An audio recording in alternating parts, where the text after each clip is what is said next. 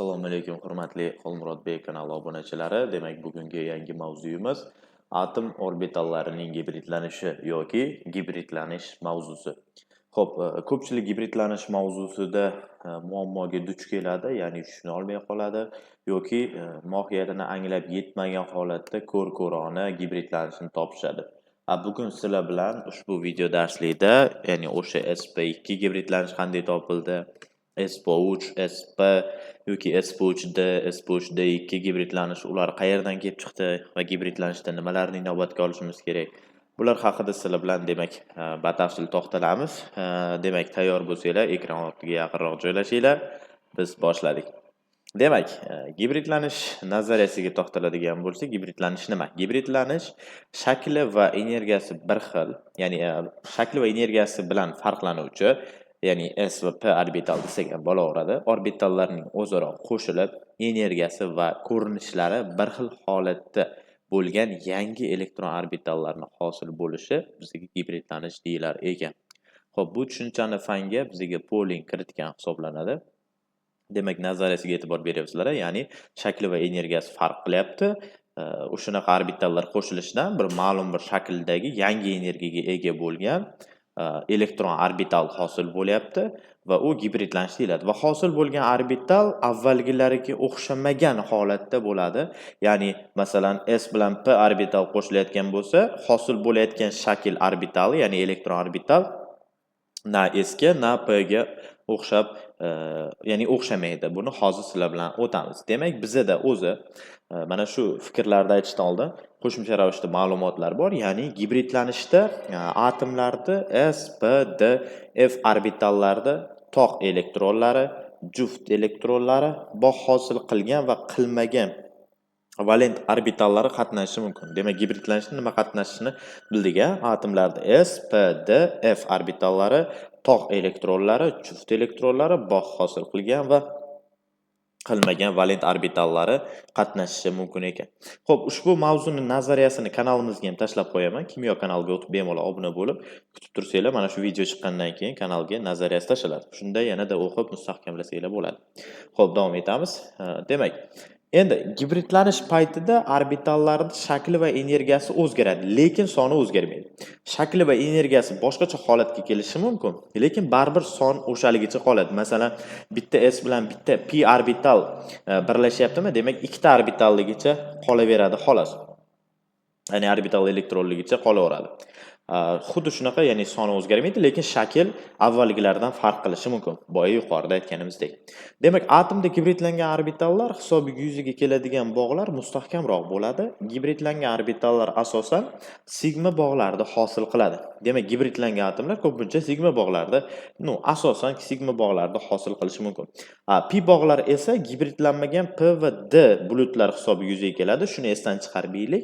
Ya'ni gibridlanmagan yoki umuman olganda pi bog'larda hosil qilish, sigma va pi bog'dan pi bog'larda hosil qilish asosan pi va D orbital elektronlar hisobiga yuzaga kelishi mumkin.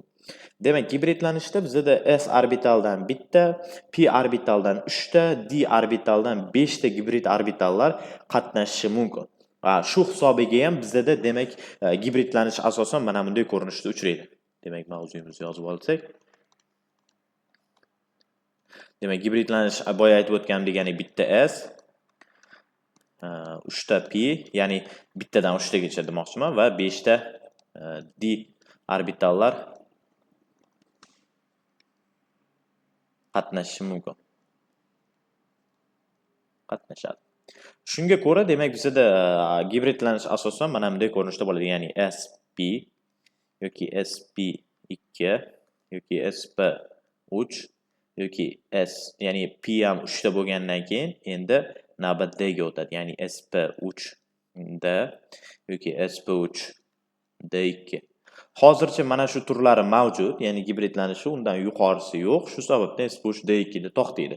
SP3D2 ham endi murakkab moddalarda bo'ladi. Bizga asosan kerakli bo'ladigani nari borsa SP3D gacha, aslida SP3 gacha orbitallanish, ya'ni gibridlanishni bilsak, shuni o'zi bizga yetarli bo'ladi.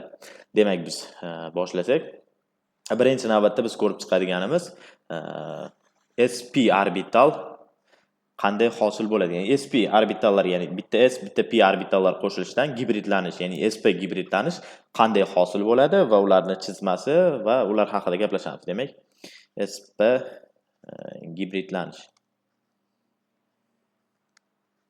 Demak, sp gibridlanishda boya aytib o'tganimdek bitta s va bitta p orbitallar o'zaro qo'shilishidan, ya'ni mana bunday ko'rinish yuzaga keladi. sp ko'rinishi yuzaga keladi. Buni shu o'qiganda sp deb o'qisanglar bo'ladi.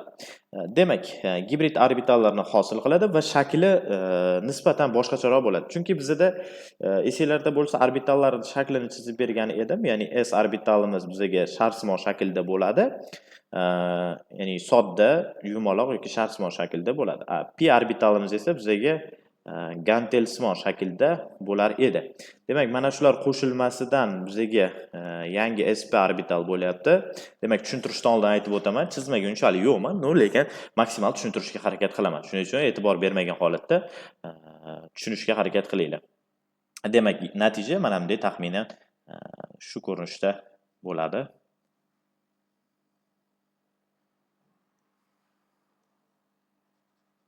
Mana bu yerda o'chiraman va buni men sal mana bunday dumaloq qilib qo'ysam bo'ladi.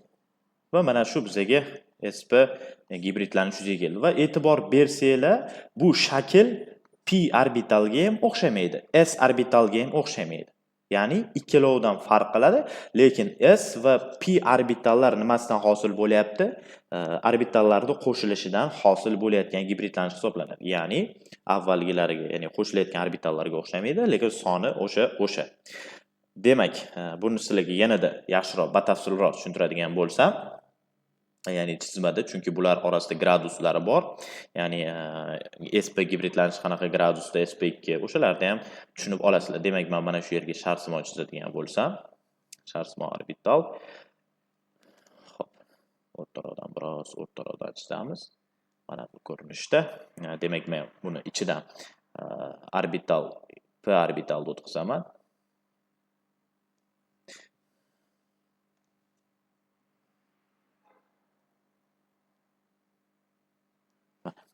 p orbital o'tdi va bizda bu yerda ko'rib turganingizda s va p orbital qo'shildi. Va e'tibor bersanglar, masofa, ya'ni gradusi, masofa debman, ya'ni ular orasidagi burchak osti gradusi tekis nur, ya'ni chiziq ustida bo'lgani uchun e'tibor bersanglar 180 gradusga to'g'ri keladi. Ya'ni sp gibridlanishimiz asosan valent burchagi, demak 180 gradusga teng bo'ladi va bu chiziqli deyiladi. Ya'ni sp gibridlanish faqat chiziqli bo'lishi mumkin. Xo'p, endi tarkibida ikkita qo'shboq va 3 qo'shboq tutganlar ko'pchiligi shu gibridlanishga mos keladi. Shuni ham ma'lumot sifatida aytib o'tay. Ya'ni sp gibridlanishimizga ko'pincha tarkibida ikkita qo'shboq yoki 3 bog' tutgan demak, moddalar o'rtasida ko'pincha sp bo'ladi. Masalan, misol tariqasida oladigan bo'lsak, bizga beriyli xlorid masalan. Beriyli xloridimizda mana shunday ko'rinishda bo'ladi. Demak, beriylimiz o'rtada va ikki tomondan xlor bo'lgandan keyin xuddi shu ko'rinish bo'ladi. Mana bu s orbital, bular esa p orbitallar hisobiga yuzaga kelyapti. Demak, mana bu yerda bizga chiziqli bo'lyapti, ham 180 gradus ostida sp gibridlanishga to'g'ri kelyapti. Endi bir narsani bilib olishimiz kerak. Mana bu sp gibridlanishdan oldin, gibridlanishni biz topib olishimiz uchun 3 ta narsaga e'tibor berishimiz kerak asosan. Demak, birinchi juft elektronlar hisoblanadi. Undan tashqari sigma bog'lar hisoblanadi. Pi bog'lar esa nimaga kerak? Sababi, agar bizda bitta pi bog' bo'ladigan bo'lsa, u sp2 gibridlanish, agar ikkita pi bog' bo'ladigan bo'lsa, sp gibridlanishi shundoq ham bilib olsak bo'ladi. Shu sababdan, demak, asosan o'zi ikkita ekan. Demak, birinchisi sigma bog'lar va ulardagi o'sha juft elektronlarni sanab chiqib topsak bo'ladi. Hozir buni ham tushuntirib o'taman. Demak, hozir mana bu beriyli xloridga tushundinglar.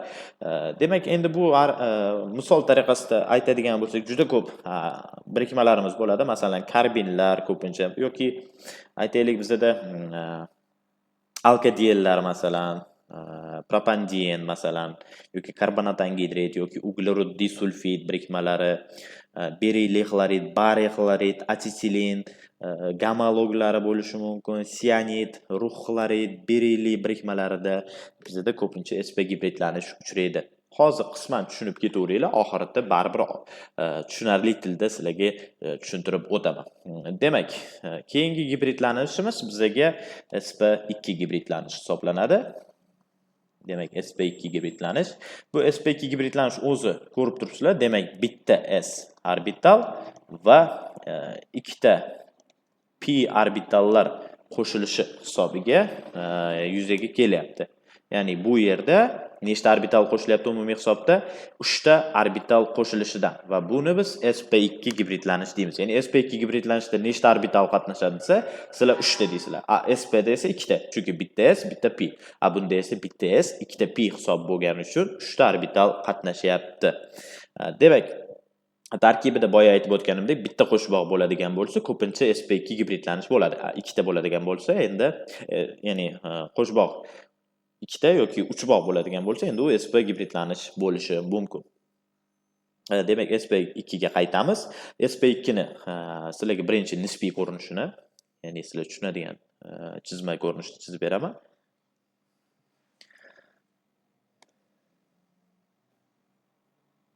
Demak, mana shu chizmani chizadigan bo'lsak, demak, shu qulayroq qilib ko'rsataman. Demak, mana shu men ikkita kesmani teng nimasida yumaloq sharsimon s orbital o'tkazaman va demak, bu orbitallardan ikkita p orbitalni o'tkazaman. Demak, bitta bu tomoniga, bitta bu tomoniga. Demak, bitta mana bu ko'rinishda o'tkazaman va bitta taxminan mana bunday ko'rinishda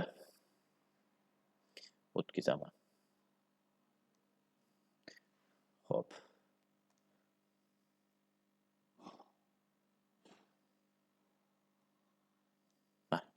Mana shunday ko'rinish bizga demak sp2 gibridlanish bo'lar ekan. Ko'ryapsizlar, ikkita p va s orbitallar qatnashyapti. Buni ham demak taxminiy chizmasi taxminan mana bunday ko'rinishda bo'ladi.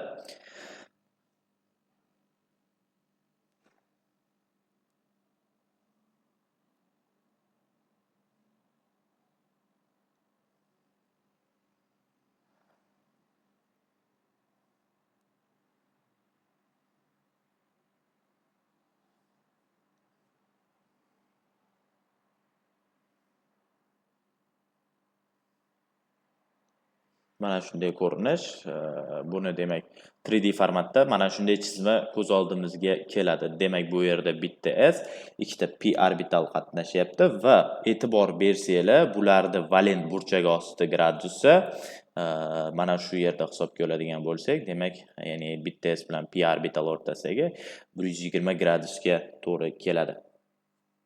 120 gradus burchagi ostida, demak, valent burchagini hosil qilar ekan. Demak, sp2 da tushunarli, ya'ni bitta s orbital, ikkita p orbital hisobiga yuzaga keladigan gibridlanish bizga sp2 gibridlanish deyiladi va 3 ta orbital qatnashayotgan ekan.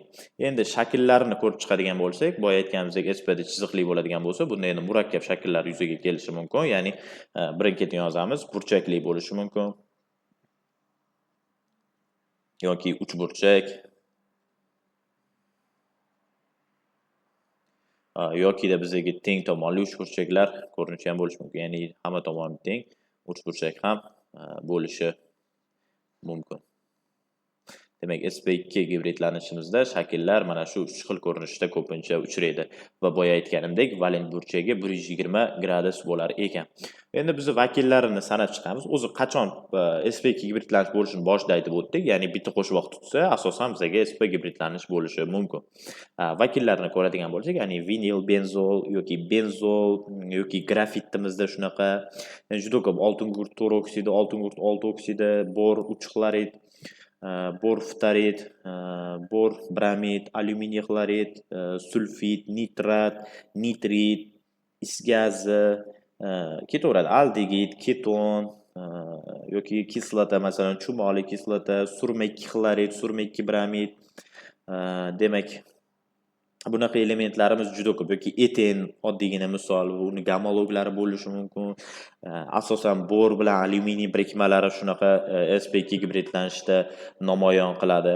Bunga misol qiladigan bo'lsak, masalan, SO2 ni oladigan bo'lsak, SO2 da ham xuddi shu ko'rinishda bo'ladi. Demak, mana SO2 ni strukturasini yozadigan bo'lsak, ko'rib turibsizlar, demak, mana bu burchak osti bizga 120 gradusda beradi ko'pincha.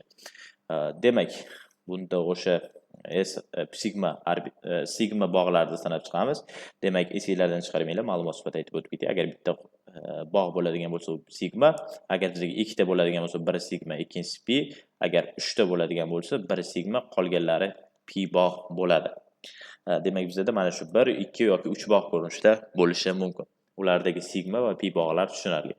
Demak, bu yerda ikkita sigma va oltin gugurtimizda o'zi ikkita juft elektroni bo'ladi. Sababi oltin gugurtimiz valent qobig'i 6 ta elektron bilan to'lgan.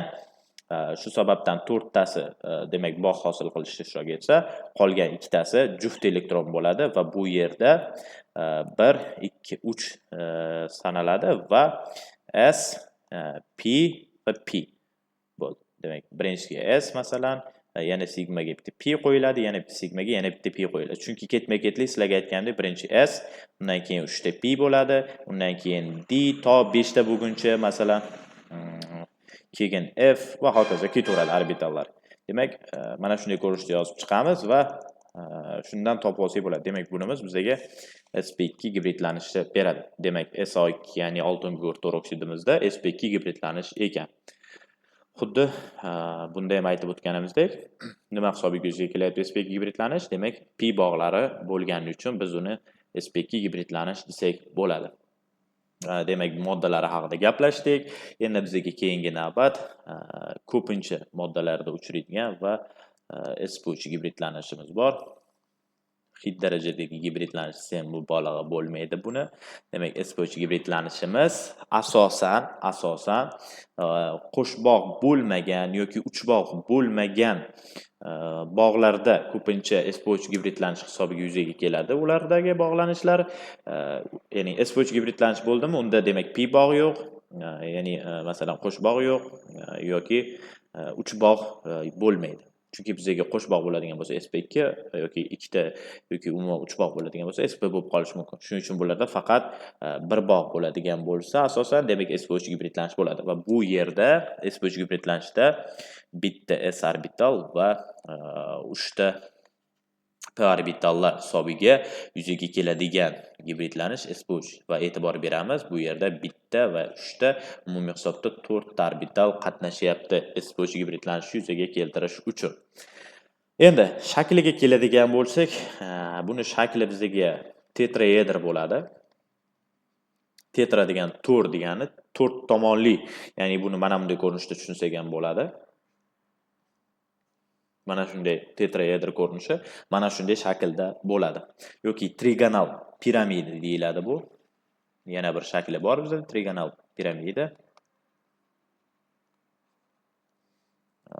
Uni taxminan shakli mana bunday ko'rinishda bo'ladi, adashmayotgan bo'lsam. Mana shunday ko'rinishda bo'lsa ham bizga demak ko'rib turibsizlar, trigonal piramidaga o'xshab turibdi. Demak, bu bizga trigonal piramida shakli, bu esa tetraedr shakli. Ya'ni nisbiy chizmalar bo'ladi.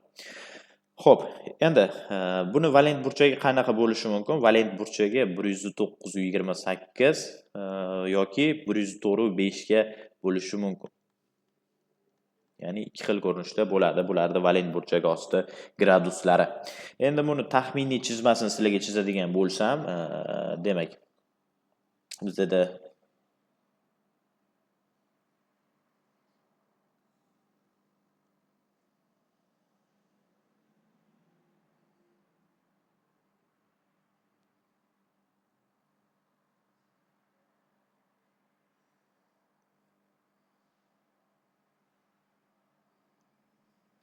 demak, mana bu yerga men bitta pi bog'ni chizaman. Mana bu yerga ham xuddi shunaqa pi bog'ni chizaman. Tak, bu yerga chizildi. Endi mana bu yerga bitta pi bog'ni chizaman va mana bu yerga bitta shunaqa demak pi bog'ni chizaman. Ya'ni taxminiy 3D formati mana shunday ko'rinishda bo'ladi. Demak bu hozir bizga realroq chizmasi bo'ladi. Demak bu yerda biz S-Poch gibridlanishini ko'rishimiz mumkin. Oddiy chizmasini qiladigan bo'lsak, demak 3 ta p orbital joylashtirasizlar va undan bitta sharsimor shakl o'tkazsanglar, ya'ni mana buni ko'rinishda bo'ladi, faqat bu yerda ikkita emasda, yana bitta p bog' qo'shasizlar, shunda demak S-Poch gibridlanishni nisbiy chizmasi, bu esa realroq, ya'ni haqiqiy nimada shunaqa ko'rinish berishi mumkin S-Poch gibridlanish. Demak, mana shunday chizma ostida bo'ladi va ulardagi shakllari tetraeder, trigonal piramida ko'rinishda bo'lishi mumkin. Endi bu birikmalarimiz boya aytib o'tganimizdek asosan bir bog'lar ko'rinishda uchraydi, ya'ni pi yoki pi deb mavzu, qo'sh bog' yoki uch bog'lar tarkibida ko'pincha S-Poch gibridlanish uchramaydi. Vakillariga keladigan bo'lsak, olmos, alkanlar, siklalkanlar, uglerod atomlarida bo'ladi ko'pincha sulfat, ammiak, fosfin yoki fosfor xlor 3, ya'ni fosfor 3 xlorid, azot 3 xlorid yoki ammoniy tuzlari, aytaylik, suv, gidroksonik kationi, xlorid, gipoxlorid, xlorat, ftor oksidi, uglerod tetraxloridi va hokazo. Buni men nazariyasini tashlayman, aytib o'tganimdek. Ularni ko'rib chiqasizlar va bularda o'zi ko'pincha yodlash kerak emas. Sizlarga chiqarish yo'lini oxirida tushuntirib o'taman. Demak, bu S-Poch gibridlanish sizlarga tushunarli. Mana shunday shaklda bo'ladi. Shakli esa tetraeder, trigonal piramida. Graduslar tushunarli, nechta orbital qo'shilishi tushunarli va keyingisiga o'tamiz. Demak, bizda keyingisi chizmasi endi murakkab bo'ladi, shuning uchun uni shunchaki aytib o'taman. Yana bizda qolib ketgani S-Poch D va S-Poch D2 ko'rinish bo'lishi mumkin. Demak, og'zaki aytib o'taman, S-Poch D o'sha gap, ya'ni bitta S, 3 ta P, bitta D orbitallar hisobiga va bu yerda ko'rib turganingizdek 5 ta orbital qatnashadi va uni biz sp3d gibridlanish desak bo'ladi. Shakli esa uch burchakli bipiramida valent, ya'ni bipiramida valent burchagi esa bizga demak 120 yoki 90 gradusli bo'lishi mumkin. Vakillari bu ko'pincha 5 valentli birikmani, ya'ni 5 valentli moddaning birikmalari bo'ladi. Masalan, fosfor 5 ftarid, fosfor 5 xlorid yoki uglerod uzr. Demak, oltin gugurt 4 ftarid masalan, va hokazo. Bunga inert gazlar ko'pincha kiradi, inert gazlarning birikmalari. Demak, mana shunday ko'rinishlari mavjud ekan. Va bizda keyingisi S-Poch D2, bu ham xuddi shunaqa gap, ya'ni bitta S, 3 ta P va 2 ta D orbitallar hisobiga keladi va bu yerda 6 ta orbital qatnashyapti gibridlanishni hosil qilish uchun. Endi buni shakllari esa 6 bo'lgani uchun okto bu lotinchada 6 degani yoki geksa, okto degan tushunchalar oktaeder bo'lishi mumkin shakli. Valent burchagiga keladigan bo'lsak 90 gradusga teng bo'ladi. Endi buni men to'g'risi chizib o'tirmayman. Juda shakli murakkablashib ketadi. Fazoviy strukturaviy, ya'ni fazoviy ko'rinishi ham juda bir qiyinroq chizma. Demak, bunga endi bizga oltin gugurt, 6 ftarid, oltin gugurt, 6 xlorid va asosan ko'pincha kompleks tuzlarda juda ko'p uchraydi bu gibridlanishimiz, ya'ni qizil qon tuzi, sariq qon tuzi yoki bizga xromli kompleks tuzlarda ko'pincha uchraydi yoki bariyli kompleks tuzlarda ko'pincha uchrashi mumkin bu gibridlanishimiz. Ana endi mavzuni kulminatsiyasiga keldik. Biz gibridlanishlarni tushunib bo'ldik. Ana endi gibridlanishlarni qanday oson yo'l bilan yodlamasdan turib topsak bo'ladi, ya'ni moddalarini yodlamay turib. Uning uchun bizda birinchi navbatda strukturaviy tuzilishlarini to'g'ri yoza olishimiz kerak va o'shanda biz uni S-Poch, SP2, SP yoki S-Poch D, S-Poch D2 ligini topib olsak bo'ladi. Demak, boshladik. Ya'ni biz elementlarda gibridlanishni aniqlashimiz uchun sigma bog' hosil qilishda qatnashgan elektronlari va taqsimlanmagan juft elektronlarni hisobga olamiz. Pi bog' qaytarib o'taman hisobga olinmaydi. Demak, ikkita narsa hosil qilgan sigma bog'lar va elektron juftlar hisobga olinadi. Pi bog' hisobga olinmaydi. Masalan, misol tariqasida oladigan bo'lsak, demak bizda beriyli ftaritni olaylik va yana bir misol, masalan, karbonat angidridni olaylik va metanni olaylik. Demak, mana shularning o'zi yetadi. Demak, beriyli ftaritni yozadigan bo'lsak, bizda beriyli ftor ikki tomondan keladi, chunki ftorimiz bitta elektron yetmaydi. Shuning uchun bitta bog' hosil qiladi. Ya'ni ftorimizda oxirgi p orbitalida bitta to'lmagan elektron bor. Bunimizda esa s orbitalida ikkita elektroni bor. Bunimizda ham xuddi shunaqa, bitta to'yinmagan orbitallar. Demak, bu yerda ko'rib turganinglardek p orbitallar qaysiga qo'shilyapti? S orbitalga qo'shilayotgani uchun bu sp gibridlanish bo'ladi. Buni topish yo'li qanday desanglar, demak bizda o'zi berillida ikkita elektroni bo'ladi. Mana bu yerdan alohida rangda chizaman, mana 1, 2. Va ftorda ham mana bu yerda bitta elektron, ya'ni mana bu elektroni, bu esa mana bu, mana bu. Bunda esa ftorimiz mana bu elektronga to'g'ri keladi. Va e'tibor bersanglar, mana shu yerda sigmani hosil qilayotgan elektronlar nechta desa, 1, 2, 3, 4 ta. Chunki bitta bog' hosil qilishda, bitta sigma bog' hosil qilishda ikkita elektron ketadi. Bitta bu yoqdan, bitta bu yoqdan. Shu hisobiga demak, ikkita bog'da bizaga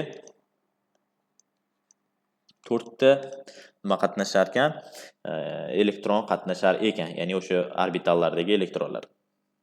Va bu yerda boshladik. Demak, aytilib o'tilgandek, biz sigma bog'larni e'tiborga olamiz va elektron juftlarini, ya'ni juft qolgan elektron bo'lsa, uni e'tiborga olamiz. Ya'ni mana shularni sanab chiqib, soniga qarab, demak, agar 4 ta bo'ladigan bo'lsa, S, P deb mana shu 4 ta ko'rinishda, agar 5 ta bo'ladigan bo'lsa, D ni qo'shib yuboramiz, chunki P da 3 ta, S da bitta. Mana shunday ko'rinishda hozir topamiz. Demak, bu yerda bizga bitta sigma va bitta sigma. Demak, hozircha bizda ikkita sigma bor. Juft elektronlarni qaraymiz. Juft elektronlar yo'q. Chunki o'zi ikkita elektron bor va u ham bog' hosil qilishda qatnashyapti. Demak, juft elektronlar bo'lmasa, sigma bog'larni o'zini hisobga olamiz. Demak, ikkita sigma bog'imiz bizga bittasi S va bittasi P deb, ya'ni sp orbitalni hosil qilyapti deb tushunib olsak bo'ladi.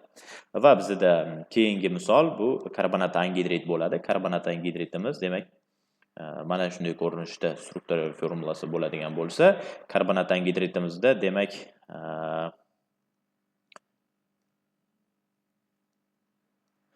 4 ta elektroni bo'ladi, chunki S da 2 ta, P da 2 ta, 4 ta elektron bo'ladi va kislorodda ham xuddi shunaqa ko'rinishda bo'ladi. Ya'ni demak, mana bu yerda 1, 2, 3. Mana 4 ta, demak, o'zi aslida sizlarga tushunarliroq qilib chizib berish shu elektronlarni.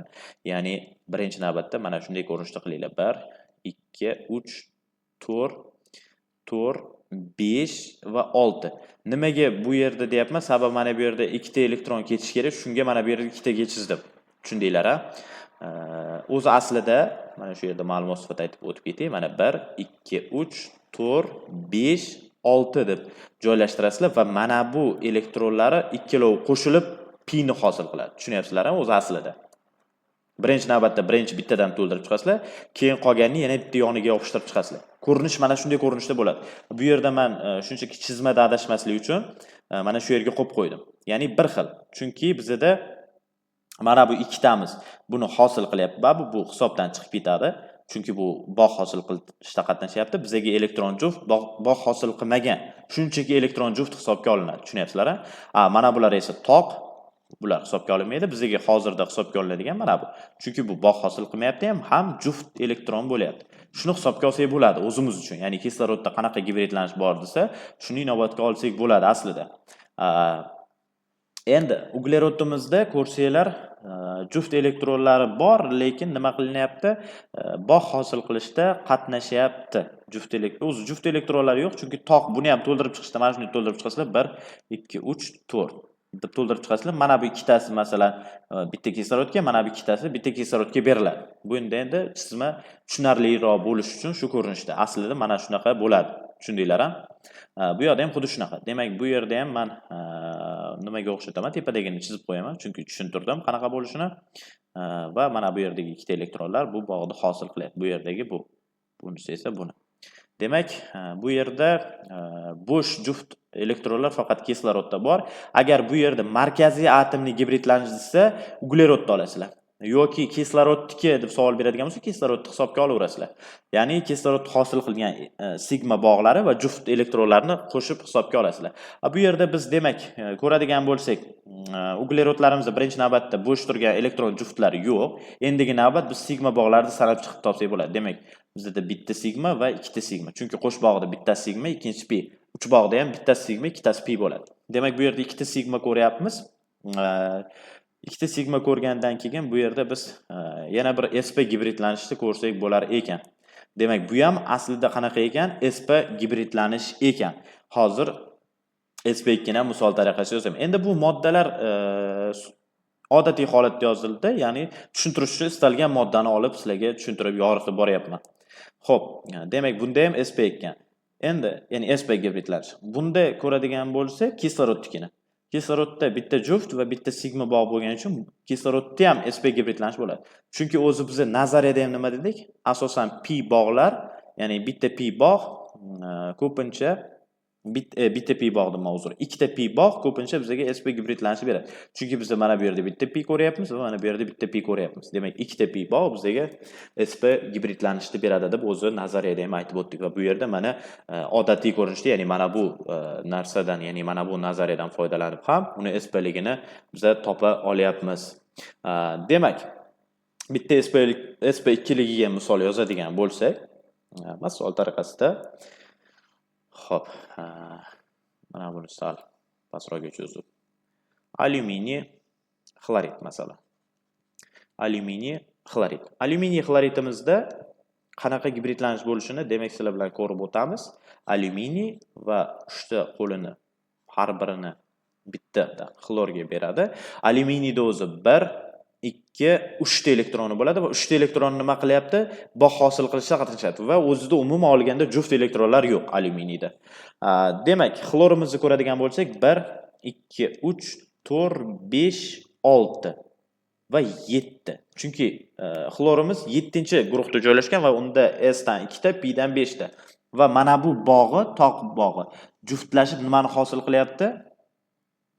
Demak, bog'ni hosil qilyapti. Demak, agar bizda xlorni top deganda sigma bog' hisobga olinardi va 3 ta juft elektron hisobga olinib, 4 ta ya'ni bitta sigma 3 ta juft elektron 4 ta bo'lgan hisobiga demak yozishni boshladi. Birinchi S yoziladi, 3 ta qolyapti, demak 3 ta P yoziladi va natija nimani beradi bizga? sp3 ta. Demak, xlorda sp3 gibridlanishi ekan. Bu xlorlarda ham xuddi mana bu singari bo'ladi. Alyuminiyga qiziqadigan bo'lsak biz, demak alyuminiyda juft bog'lar bo'lmagani hisobiga, ya'ni elektron juftlar bo'lmagani hisobiga biz sigma bog'ni o'zini hisobga olamiz. Demak, alyuminiyga qaraydigan bo'lsak, alyuminiyda 3 ta sigma bog' bo'ladi. Alyuminiyda 3 ta sigma bog' bo'lgandan keyin birinchisi S va 2 ta P yoziladi. Demak, bu sp2. Agar bizga markaziy atom alyuminiyni so'ragan bo'lsa, sp2 gibridlanish bo'ladi. Xlorda esa ko'rib turganingizdek qanaqa ekan? sp3 gibridlanish bo'lar ekan. Va sabablarini ham ko'rib chiqdik. Va mana sizlarga yodlamasdan turib ham oson yo'llari, ya'ni sigma va elektron juftlar hisobiga gibridlanish topishni ham tushundik. Endi mavzuni nimaga o'tdim sababi, o'zi mana shunday o'tiladi. Ko'pchilik o'qituvchilar mana shuni yodlab qo'y, sigma bo'lsa bo'ldi, elektron juft bo'lsa bo'ldi, o'shalarni qo'shasan 4 ta bo'lsa 1 S, 3 ta P, mana shunaqa. Xullas, oddiy tilda tushuntiradi, qiyinlashtirib o'tirmaydi. Bizning maqsadimiz nima? Sizlarda mana shu gibridlanishda tushuncha paydo bo'lsin. Ya'ni ko'z oldingizga nima jarayon ketayotganini bilishinglar uchun biz birinchi navbatda mana bu nazariyalarni chizdik. Aslida zarur emas. Ya'ni sizlar tushuninglar, nima bo'lyapti, qanaqa bog'lanish bo'lyapti, gibridlanish qanaqa yuzaga kelyapti. Maqsad shu. Ya'ni ko'z oldingizga kelsa va nimani o'rganayotganliklarini bilib olasizlar. Maqsadimiz shu. Demak, keyin mana bu tipga o'tamiz. Shunda sizlarda gibridlanishda muammo bo'lmaydi va kelajakda repetitorlik qiladigan bo'lsanglar ham bemalol darsda mana shunday ko'rinishda tushunarli yuzaki o'tmaysizlar. Demak, tushunarli va haqiqiy dars bo'ladi. Endi navbat metanga qaytamiz. Metanimizda, demak, uglerod o'rtada vodorodlarni 4 tomonga joylashtiramiz. Mana shunday ko'rinish. Demak, uglerodimizda o'zi 4 ta elektron bo'ladi. Valent qobig'ida e'tibor bersanglar, ya'ni 2 ta S, 2 ta P. Demak, men joylashtirishni boshladim. 1, 2, 3, 4. Demak, 4 ta elektron bo'ldi. Tugadi. Endi vodorodlarimizda bitta S elektroni bo'ladi, ya'ni S orbitalda bitta elektron bo'ladi. Buni bilasizlar. Xo'p, e'tibor bersanglar, bu yerda 4 ta bog' yuzaga kelyapti va qancha elektron qatnashyapti? 2 ta, 2 ta, 2 ta, 2 ta. 4 tomonidan 2 tadan bo'ladigan bo'lsa, 8 ta elektron. Boya aytganimdek, har bitta bog'ni hosil qilish uchun 2 ta elektron kerak bo'ladi. Mabodo sizlarga orbitallar, ya'ni gibridlanishni hosil qilgan, demak, gibridlanishni hosil qilgan elektronlarni toping desa 8 ta elektron bo'ladi. Ya'ni gibridlanishni hosil qilayotgan bog'lardagi orbitallar, elektronlar bizga 8 ta ekan. Xo'p, endi boshladik. Bizda vodorodni gibridlashini topa olmaymiz, chunki masalan oladigan bo'lsak, vodorodda o'zi juft elektron yo'q. Bitta sigma bog' qiladigan bo'lsak, bitta sigma bog'imiz S ni o'ziga to'g'ri keladi. S orbitallanish debman, uzr, S gibridlanish yo'q. Eng minimali S va P orbitallar. Chunki bizga har xil shakldagi orbitallar, ya'ni S va P dan boshlangan orbitallar qo'shilishidan gibridlanish yuzaga keladi. S da o'zidan emas. Shuning uchun vodorodni topolmaymiz. Demak, uglerod topsak bo'ladi. Uglerodda juft elektron bo'lmagandan keyin mana buni o'zini sanab chiqamiz. Demak, sigma bog'larda. Va bizda bitta bog'da o'zi sigma bo'ladi. Sanab chiqadigan bo'lsak, 4 ta sigma bog'. 4 ta sigma bog' boya aytganimdek boshlaymiz. Ya'ni birinchi S ga, undan keyin 3 ta P, agar yetarli bo'lmasa D qo'shilib ketaveradi. Demak, 3 ta P qo'yganimizda 4 ta qo'ydik. Demak, buni biz hisoblaydigan bo'lsak, sp3. Demak, markaziy atomimiz sp3 gibridlangan ekan. Demak, metanimizni ko'rib turibsizlar, ham tetraeder bo'lib turibdi, ya'ni 4 tomonli bog'lanish va unda sp3 gibridlanish. Va boya aytganimdek, asosan o'sha P bog' hosil qilmagan bog' bo'ladigan bo'lsa, u ko'pincha sp3 gibridlanish bo'lar ekan. Va mana sizlar bilan sp, sp2, sp3 gibridlanishlarida aksar qismini ko'rib chiqdik. Aytishlar mumkin, sp3 bilan sp3d bilan sp3d2 ni ham ko'raylik deyishlar mumkin. Ular unchalik qiyin masala, ya'ni tushmaydi. DTMda ham, sertifikatda ham tushmaydi.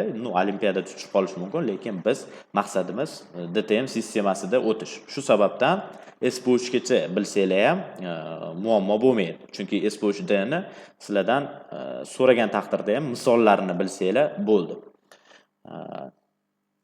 Demak, biz yana bir qoidani bilib olishimiz kerak. Kislorod, uglerod, azot va ularni analoglari, ya'ni kremniy, germaniy elementlari sp3 gibridlanishga ko'p uchraydi. Bu nazariy sifatida yodlab olsanglar bo'ladi o'zingizlarga. Demak, yana bitta qoida bor bizda gibridlanishda. Buni demak ko'pchilik e'tiborga olmaydi. Bu qoidacha desa ham bo'ladi sizlarga, yangilik. Ya'ni uglerod, azot, kislorodlarning gibridlanishini aniqlashda ularning birikmasidagi P bog'lar soniga e'tibor beramiz. Agar P bog' umuman bo'lmasa sp3, bitta P bog' bo'lsa sp2, ikkita P bog' bo'lsa sp. Boya aytib o'tgan gapim mana bu ko'rinishda qoidaga jamlangan ekan. Demak, davriy jadvalning birinchi guruh asosiy guruhchi elementlari tashqi qavatda bitta toq elektron bor bo'lgani sababli ularda gibridlanish kuzatilmaydi. Chunki bitta S orbitalimiz hech qachon gibridlanishga uchramaydi. Chunki gibridlanish ikkita orbital o'rtasida yuzaga keladi. Ya'ni S dan farq qiluvchi orbitallar o'rtasida. S va undan farq qiluvchi, ya'ni P, D, F ketaveradi. Ya'ni ikkita S o'rtasida ham bizga bo'lmas ekan. Gibridlanish ikkinchi guruhning asosiy guruh elementlaridan boshlanar ekan. Demak, birinchisida bizga yo'q, chunki S orbitalimiz gibridlanishga moyil emas, ya'ni gibridlanmaydi, gibridlanishi yo'q. Demak, bugungi mavzuyimiz, gibridlanish mavzuyimiz shulardan iborat edi. Agar mavzuyimiz, darsligimiz sizga yoqqan bo'lsa, kanalga obuna bo'lib qo'ying, chunki bizga bu motivatsiya, keyingi darsliklarni ishlashda bizga qo'llab-quvvatlash asosiy rolda o'ynaydi. Sizdan nima ketdi? Bitta obuna, bitta like va bitta chiroyli kommentariy yoqqan bo'lsa va yoqmagan bo'lsa, negativlik shart emas, shunchaki videoni o'tkazib yuborsangiz ham bizda hech qanday qarshilik yo'q. Bizning maqsadimiz o'sha kimyoni noldan sifatli ketma-ketlikda reja asosida darsliklarda chiqarish va oxirida o'shani mustahkamlash hisoblanadi. Demak, bizni qo'llab-quvvatlash uchun shunchaki obuna bo'ling va do'stlarga uzating, chunki ular ham bepul sifatli kimyoni o'rganish huquqiga ega bo'lsin.